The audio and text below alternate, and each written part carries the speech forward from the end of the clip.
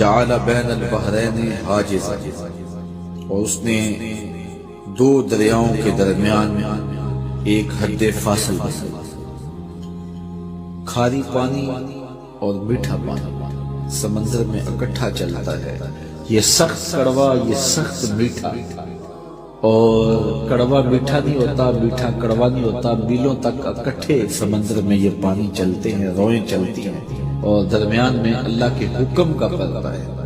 الہ مع اللہ، کوئی ہو سکتا ہے جو اللہ کے علاوہ معبود ہو؟ بل اکثرهم لا يعلمون، بلکہ ان میں سے اکثر سمجھتے نہیں۔ حضرت امام شافعی علیہ رحمہ شہتوت کے درخت کے نیچے بیٹھے تھے، کسی نے کہا اللہ کے ہونے کی دلیل دو، آپ نے کہا یہ شہتوت کا درخت ہی لے لو۔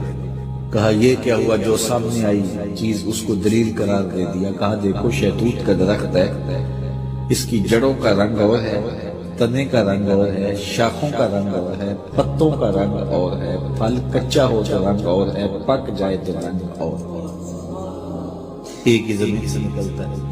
پھر چھال کا ذائقہ اور ہے، پتوں کا ذائقہ اور ہے، پھل کچا ہو تو ذائقہ اور ہے، پک جائے تو ذائقہ اور ہے۔ پھر اسی شہتوت کے پتے بکری کھائے تو دودھ دیتی ہے، گدھا کھائے تو لید کرتا ہے، ریشم کا کیڑا چاٹے تو ریشم دیتا ہے، شہد کی مکھی چوسے تو شہد دیتی ہے۔ میٹیریل ایک ہے، نتیجے الگ الگ برآمد ہو رہے ہیں۔ تو کہا اگر تم اس شہتوت کے درخت کو دیکھو تو یہی اللہ کے ہونے کی دلیل ہے کہ اللہ کے علاوہ اب بھی کسی کو معبود مانو گے؟ جب مشکل میں کافر بھی پھنستے، جب وہ جنگل میں جاتے پھنس جاتے، کوئی راستہ نہ ملتا، یا سمندر میں کشتی پہ سفر کر رہے ہوتے تو کشتی ڈولتی اور موت سامنے نظر آتی، پھر اپنے بتوں کو نہ پکارتے، پھر خدا کو پکارتے، لیکن اللہ اتنا کریم ہے پھر بھی انہیں نجات عطا کر دیتا۔ یہ نہیں کہ اب پھنس گئے ہیں تو ڈبو دو، نہیں، اللہ تعالیٰ جل شانہ کافر بھی فریاد کرے تو اس کی بھی سنتا ہے۔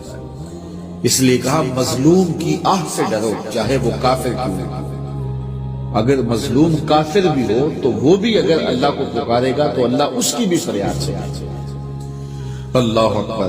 تو جب مشکل میں پھنس جاتے ہیں، صحراؤں میں، جنگلوں میں، اور جب وہ سمندری سفر میں طوفانوں کی زد میں اور بھنور میں پھنس جاتی ہیں ان کی کشتیاں، تو پھر وہ اللہ کو پکارتے ہیں، اور اللہ تعالیٰ جل شانہ بھنور میں پھنسی ہوئی کشتیوں کو نکال دیتا ہے اور مشکلوں کو کافور کر دیتا ہے۔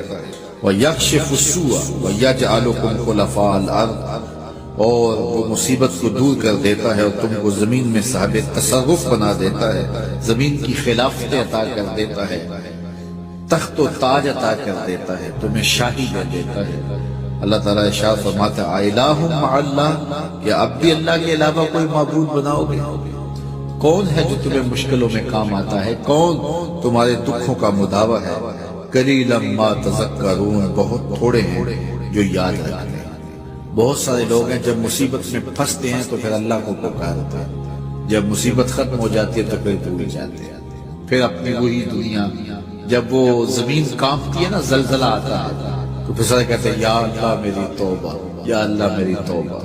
جب پتھر بھی لرزتے دکھائی دیتے ہیں، جب پہاڑ بھی کانپتے دکھائی دیتے ہیں، جب پانی بھی ڈولتا دکھائی دیتا ہے، جب زمین کا کلیجہ ہل رہا ہوتا ہے تو بھاگ کر جانے کا، فرار ہونے کا کوئی راستہ بھی نہیں ہوتا، وہ کہتے ہیں یا اللہ میری توبہ، یا اللہ میری توبہ۔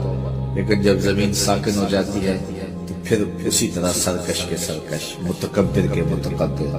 تو جب پھنس جاتا ہے تو سب کچھ دینے کے لیے تیار ہو جاتا ہے، لیکن جب بچتا جاتا ہے تو پھر راستے ڈھونڈتا ہے۔ جب مشکل میں آتا ہے تو وہ کہتا ہے یا اللہ مجھے بچا لے، میں تو سجدے سے سر نہیں اٹھاؤں گا، پکا نمازی بن جاؤں گا، کسی کو دکھ نہیں دوں گا، کسی کو اذیت نہیں دوں گا، تیرے بندوں کی خدمت کروں گا، تیرے گھر کی نوکری کروں گا، کیا کچھ نہیں کرتی۔ تو کہتا ہے مسجد صاف کروں گا، میں لیٹرینیں بھی صاف کروں گا، مجھے اس مصیبت سے، اس مقدمے سے، اس دکھ سے، اس پریشانی سے، اس بیماری سے بچا لے۔ اور جب بچ جاتا ہے وہی چھاتی تان کے چلنا، اور وہی تکبر، وہی رعونت، وہی سرکشی۔ کیسا بدبخت ہے، لیکن وہ کتنا کریم ہے۔ جب وہ بندہ دوبارہ پھنستا ہے پھر کہتا ہے مالک، اللہ کہتا ہے چل جا میں پھر معاف کر دیا۔ کوئی لاؤ تو صحیح ایسا کرے۔